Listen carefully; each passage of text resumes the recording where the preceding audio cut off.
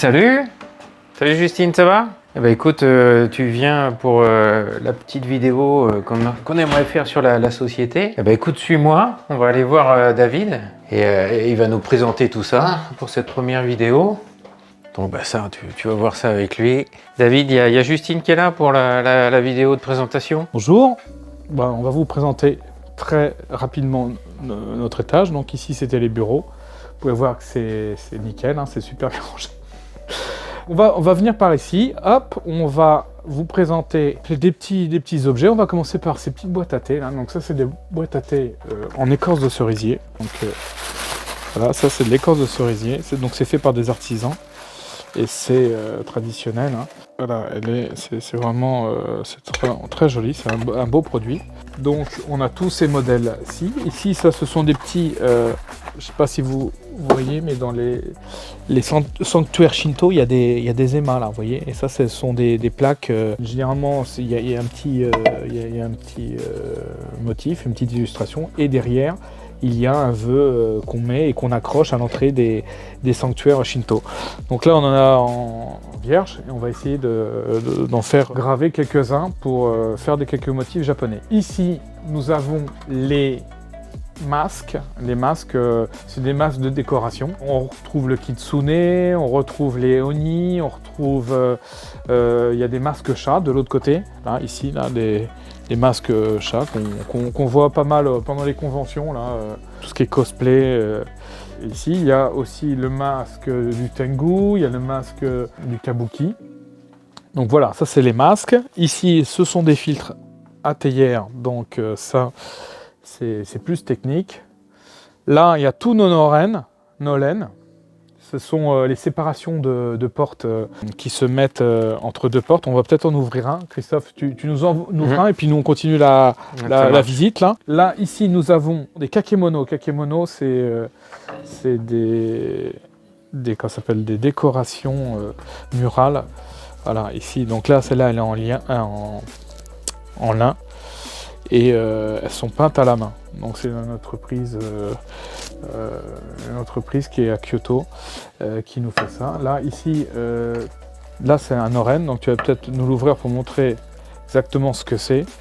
Alors en attendant, là derrière, il y a les tissus japonais, donc avec des motifs typiques. Hein, là, il y a les grues, les dragons, là il y a les sakura, là il y a encore des fleurs, là il y a des uzumaki, des tourbillons.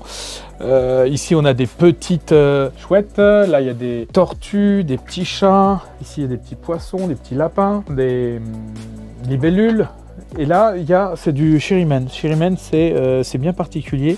C'est du tissu, je ne sais pas si on le voit très bien là, c'est du tissu gaufré là. Ici, donc là, il y a les motifs traditionnels avec la vague. Ici, la vague.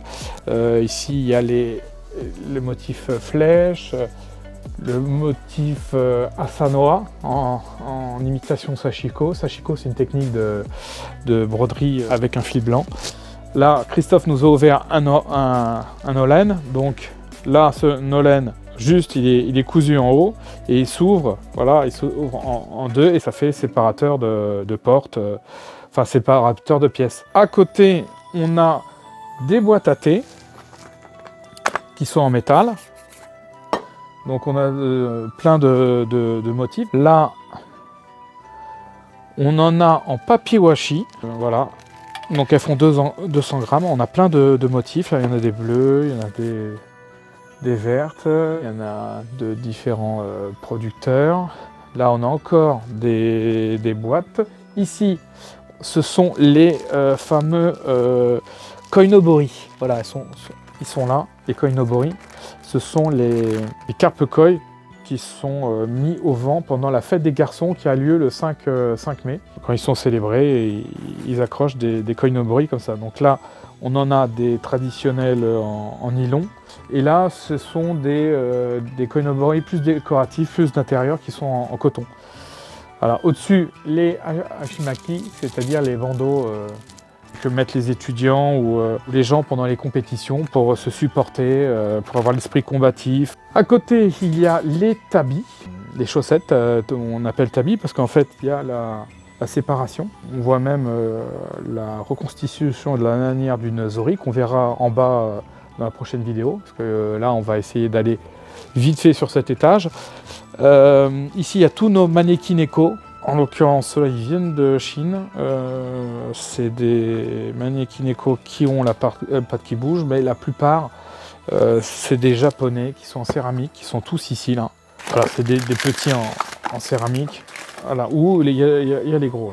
C'est vraiment le typique, et c'est une tirelire. Ensuite, ici, nous avons les fourrines.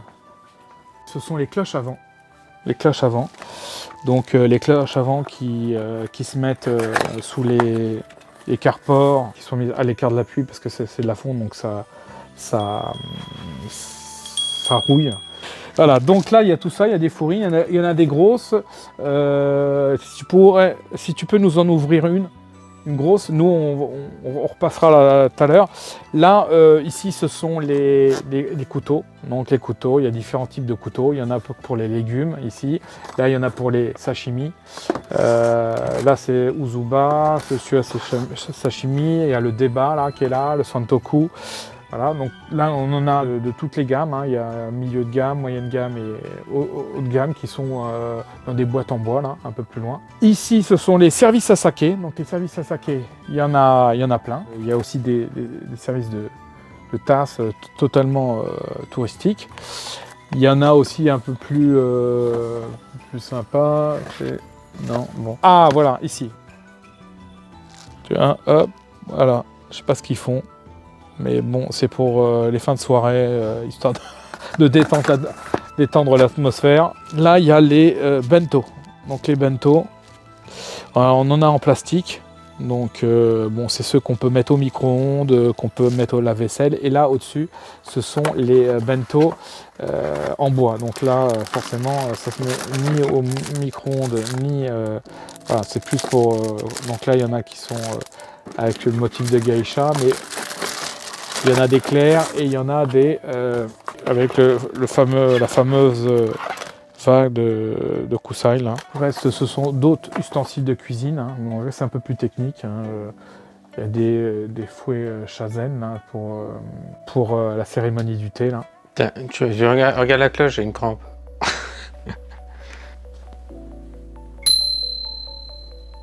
Donc là, on a des récipients pour verre à saké, là, ici. Où on peut aussi boire du saké dedans. À côté, on avait des bols à cérémonie, on en a aussi ici, là. Il y en a qui sont dans des boîtes, il y en a qu'on a reçus en vrac, qu'on remballe. Ici, ce sont les bols de la soupe miso.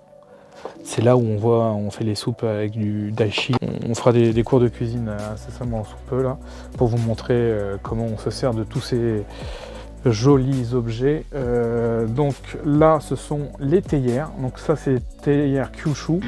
Kyushu, c'est les théières qui ont un manche sur le côté. Voilà, je vais en prendre une au hasard. Là, hop. Et il y en a beaucoup qui viennent de la région de Tokonam. C'est typique japonais, c'est très joli. Donc on a toute cette collection. Je crois qu'on doit avoir 150 modèles de ce genre d'articles. Ici, ce sont toutes les théières en fonte japonaise. Donc, est-ce t'en as une d'ouverte? T'en as une d'ouverte. Là, bon, c'est pas la plus traditionnelle qui est sortie. Là, c'est une moderne. Donc celle-là, en l'occurrence, c'est une théière de la marque Iwashu. Voilà, tac. Et il y a une moderne que Christophe va vous montrer. Ça c'est une Kanbin, c'est une théière classique. Et là, ce sont les verres qui sont fabriqués par un verrier japonais. Et ils sont très beaux. Hop, là, c'est un verre à bière avec le motif shibori. Donc là, on a fait le tour de cet étage. On verra dans les prochaines vidéos les autres étages. N'oubliez pas de vous abonner pour suivre la suite de l'aventure. Et à bientôt sur YouTube ou sur les autres plateformes. Christophe, un petit mot? Eh ben, ciao. J'espère que vous avez passé une bonne visite.